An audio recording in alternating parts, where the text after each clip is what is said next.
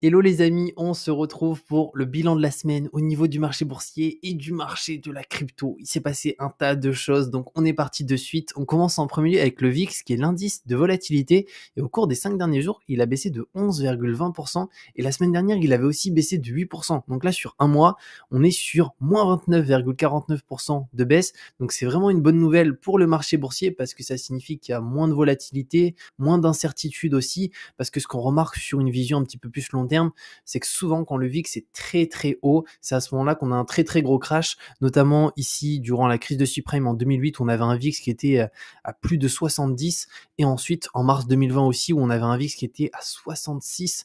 Donc ça c'est plutôt une bonne nouvelle. Ensuite on passe au marché américain avec le S&P 500. Au cours de la semaine qui vient de passer, on est sur plus 5,61% de hausse. Le CAC 40, on est sur 3,37% de hausse. On va voir qu'il y a deux raisons principalement à cette hausse des marchés au cours de cette semaine. Ensuite, si on passe sur la map du S&P 500, et ben là, on peut voir que les GAFAM ont repris de la couleur, hein, avec Apple plus 8, Microsoft plus 11, ensuite Google plus 11, Amazon plus 10, et on a surtout Meta plus 24,48%.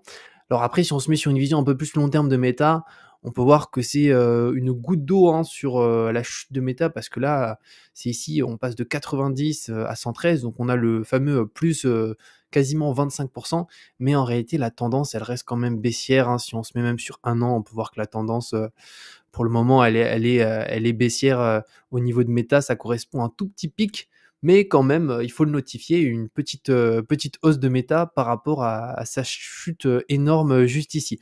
Ensuite, on passe du coup aux deux raisons qui ont fait en sorte qu'on a le marché boursier qui a bien remonté et qui s'est bien comporté durant cette semaine, principalement la baisse de l'inflation aux États-Unis. Donc là, c'est le quatrième mois de suite où on a l'inflation qui baisse. Donc on avait 9,1 en juin, 8,5 juillet, août 8,3, septembre 8,2 et octobre 7,7, en sachant qu'ils avaient prévu une inflation qui allait baisser encore par rapport tout simplement à septembre, mais ils avaient estimé 7,9%. Donc ça a été pris un petit peu comme une bonne nouvelle par la majorité des investisseurs, même si ça reste une inflation qui est élevée, on peut voir que ça continue un petit peu de baisser. Donc c'est quand même une bonne chose et il faut le notifier. C'est aussi pour ça qu'on a le marché qui s'est bien comporté.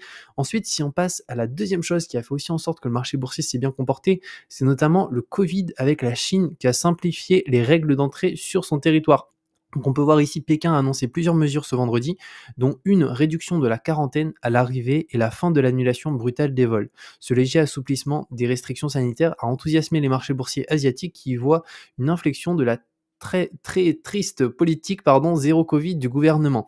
Et pour le coup, ça a aussi pas mal enthousiasmé les marchés mondiaux de manière générale, même si encore une fois c'est juste une simplification des restrictions, parce que si on regarde un petit peu les données du Covid en Chine, franchement c'est encore un petit peu catastrophique. C'est que ici là on peut voir un petit peu l'évolution du Covid, donc les cas confirmés. Donc ici, là, ça c'était 2020, là c'était 2021, et ici on peut voir, là on arrive en 2022 à partir d'ici, et donc on a vu la très très grosse hausse ici, donc là on était sur le 19,05, donc on était sur le 19 mai. Donc ensuite, ça a redescendu juste ici en juin, on peut voir que ça avait bien redescendu, mais là, on peut voir que ça remonte, hein. Ça remonte, ça remonte, ça remonte, et actuellement, on est ici, donc on est le 13 novembre, dimanche 13 novembre, on a quand même un nombre de cas qui est en train d'exploser en Chine, donc peut-être que aussi les marchés ont un petit peu suranticipé le fait que c'était une très très bonne nouvelle, parce qu'on a quand même les cas qui continuent d'augmenter. Et au niveau du nombre de décès, on peut voir que ça reste à peu près similaire. On n'a pas de baisse, de chute des décès au niveau de la Chine. Ensuite, une bonne nouvelle aussi, c'est qu'on a du coup le dollar qui commence à baisser. En tout cas, une bonne nouvelle pour ceux qui sont pas exposés à d'autres devises que l'euro, étant donné que lorsqu'on n'est pas exposé à d'autres devises que l'euro, si l'euro baisse par rapport au dollar, on est énormément impacté d'un seul coup. Donc on a l'euro qui finalement monte pas réellement, mais c'est plus le dollar qui chute, donc un plus bas depuis 3 mois. Donc aujourd'hui, 1 euro c'est égal à 1,03 dollars, alors qu'à un moment on avait le dollar qui était au-dessus de l'euro. Donc ça c'est plutôt une bonne chose par rapport à ce point pour ceux qui sont exposés uniquement à l'euro, même si dans l'idéal il faut vraiment essayer de s'exposer à plusieurs devises, du franc suisse, ça peut même être du yen, du dollar canadien, c'est hyper important parce que, ça permet de faire en sorte que si une devise baisse, bah, on a aussi d'autres devises qui tiennent, d'autres devises qui montent et d'être, vraiment, bah, sur une diversification à ce niveau-là. Ensuite, on passe aux cryptos. Alors là, on arrive sur le champ de bataille. On est sur, les 7 derniers jours, donc on a toutes les cryptos qui baissent, hein, concrètement avec du -22 pour le Bitcoin, quasiment -25 pour l'Ethereum, le BNB de Binance -20, l'XRP -28, le Dow Jones -30, notamment à cause de l'affaire, Celsius, l'affaire, FTX pardon, avec, bah, finalement, FTX qui a bloqué les retraits, maintenant qui est en faillite, hein, actuellement, avec, bah, des dizaines de milliers, voire peut-être des millions de personnes, bah, qui ont leurs fonds qui sont bloqués et qui sont, il y a de fortes chances, perdus, un petit peu comme avec l'affaire Celsius. D'ailleurs, par rapport à ça, je vous ai mis ici un petit peu mon organisation sur Binance parce que, j'investis quand même en DCA sur Binance, donc j'ai quand même un peu de fonds dessus et bah, alors là, on peut voir un petit peu l'évolution d'ailleurs. Alors en fait, ici, c'est une bougie jour par jour. Donc là, on est sur un jour. Donc typiquement ici, je peux voir que là, on était sur le 9, là, on est sur le 10, le 11, le 12. Aujourd'hui, on est le 13 et on peut voir qu'on arrive bientôt au plus bas qu'on avait eu, ici, c'était le 8, non, c'était le 9. On a eu le plus bas qui a tapé qui était 15 666. Alors là, c'est en euros parce que je suis sur la partie, euros et du coup, là, actuellement, on est à 16 103. Donc moi, ce que j'ai fait, c'est que j'ai mis en place des ordres automatiques pour faire un DCA. Donc je vais vous montrer, je vais descendre un petit peu. Alors ici, on a mes différents ordres. Alors avec des limites afin que ça puisse acheter, bah, même si je suis pas derrière l'ordinateur et qu'on a finalement une bougie, qui baisse pas mal, en sachant que si on tape ici le plus bas, il y a de fortes chances qu'on descende peut-être à 12 000, 10 000, on sait pas du tout, hein. Mais pour le coup, du coup, j'ai, planifié 4 ordres. Donc on a le premier ici qui est un ordre à 15 700 qui serait exécuté. Donc on peut voir ici les montants du coup, qui seront, le montant si c'est exécuté. Ensuite, un autre à 15 000, un autre à 14, un autre à 13 000 parce qu'en fait, ça peut aller tellement vite que du coup, j'ai planifié, 4 ordres. Étant donné que j'estime que dans mon cas, vu que les cryptos, je suis vraiment sur le très long terme. Après, je mets les cryptos sur ma ledger et entre guillemets, c'est de l'argent dont j'ai pas besoin. Donc même si ça crache complètement et qu'on a un Bitcoin à 4000, bon, je pense que ça sera la fin des cryptos, hein, si on a le Bitcoin à 4000, bah pour le coup, c'est pas très grave, c'est pas de l'argent dont j'ai besoin, mais je le garde pour 4 ans, 5 ans et tout, parce que je pense que sur vraiment un horizon plus long terme, 4, 5 ans, voire même plus, ça peut être intéressant et donc je préfère être exposé. Au pire, ça sera peut-être de l'argent, qui sera entre guillemets, «perdu» si les cryptos, bah, ça s'arrête, mais franchement, je pense pas trop. Donc on verra en tout cas par rapport à ça, mais voilà un petit peu comment je m'organise. C'est sur Binance principalement que je suis uniquement sur Binance. Un petit peu Nexo, mais comme je vous ai dit, je suis sorti de Nexo. J'ai mis les fonds, sur Binance et sur une Ledger parce que, je pense qu'aujourd'hui les plateformes, il faut faire gaffe. Binance pareil, j'ai un petit peu de fonds dessus, mais c'est juste pour passer les ordres ici, mais sinon j'ai tout sur la Ledger. Donc, là on a voilà les différents ordres qui sont placés. On verra ce que ça donne, s'ils passent ou pas. S'ils passent pas, bah, c'est pas très grave et s'ils passent et bah, tant mieux, ça me permettra d'avoir des points un petit peu plus bas au niveau du Bitcoin. Ensuite, FTX, donc comme on l'a vu, la plateforme, a déclaré, faire faillite avec, énormément, de fonds et on a aussi, du coup, une sorte de fuite visiblement de la CEO donc d'Alameda qui tente de fuir à Dubaï.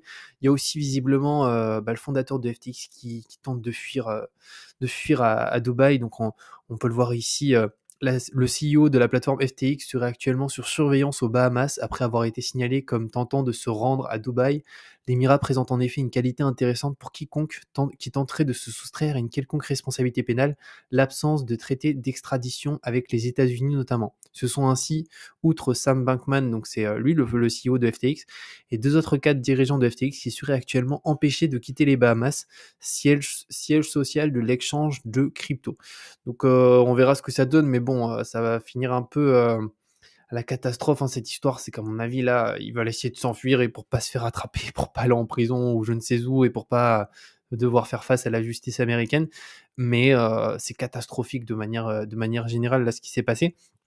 Et en tout cas, ce qu'il faut en retenir, c'est que tout ce qui est échangeur, que ce soit Binance, FTX, bon FTX maintenant c'est même plus la peine, mais KuCoin, tous les échangeurs, il faut avoir le minimum de fonds dessus et les fonds qui sont dessus, il faut se dire que, bah, c'est plus nos fonds, hein, c'est les fonds, de l'échangeur. Voilà, je sais les fonds qu'il y a pour les ordres, qui souhaiteraient de passer.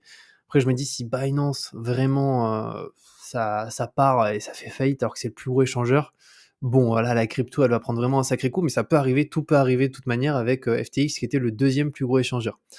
Ensuite, pour Elon Musk, la chute de l'empire FTX était prévisible. Alors il faut savoir qu'en fait, on a le CZ, le fondateur et le CEO de Binance, qui a investi sur Twitter, qui a investi 1%, donc qui est au capital de l'entreprise avec 1%, donc ça correspond à 500 millions qu'il a investi sur tout simplement Twitter.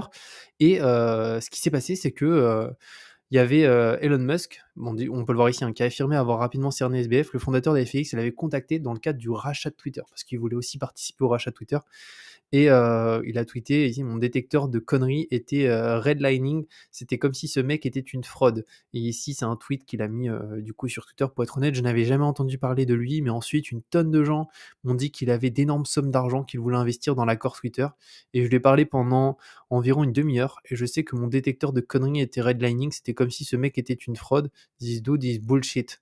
Et voilà, c'est un petit tweet d'Elon Musk, encore une fois, par rapport au fondateur d'FTX.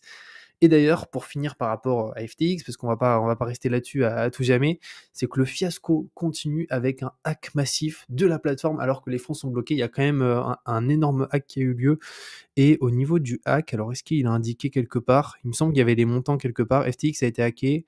N'allez pas sur le site de FTX dans la mesure où il pourrait télécharger des chevaux de Troie. Notez que certains fonds ont été récupérés. Depuis le lancement de l'attaque, le ou les hackers ont pu s'emparer de quelques 400 millions d'euros. Pour le moment, cette somme est sur le portefeuille du pirate, mais il va lui être difficile de récupérer les fonds. En effet, l'adresse a d'ores et déjà été blacklistée par la plupart des protocoles des entreprises du secteur. À titre d'exemple, l'entreprise TTR a gelé environ 31 millions d'euros en stablecoin USDT à la suite du hack. De ce fait, pour le moment, les hackers n'ont généré que 10 millions sur la somme totale. Détail cocasse, certaines transactions sont ponctuées de commentaires à l'intention du patron de la plateforme 5 Bankman, tel que fuck SBF ou encore fuck FTX and SBF.eth. Ah oui, les hackers, du coup, ils ont mis des commentaires à l'intérieur avec des insultes envers le dirigeant de FTX. Donc voilà un petit peu tout ce qui se passe. Et pour finir, par rapport aux commentaires de la semaine, alors on a sur un commentaire de No Pain No Gain, où est-ce qu'on doit aller pour investir sur le S&P 500, s'il vous plaît. Alors pour le coup, le S&P 500, le marché américain, mais en fait, tu as plein de manières d'investir dessus.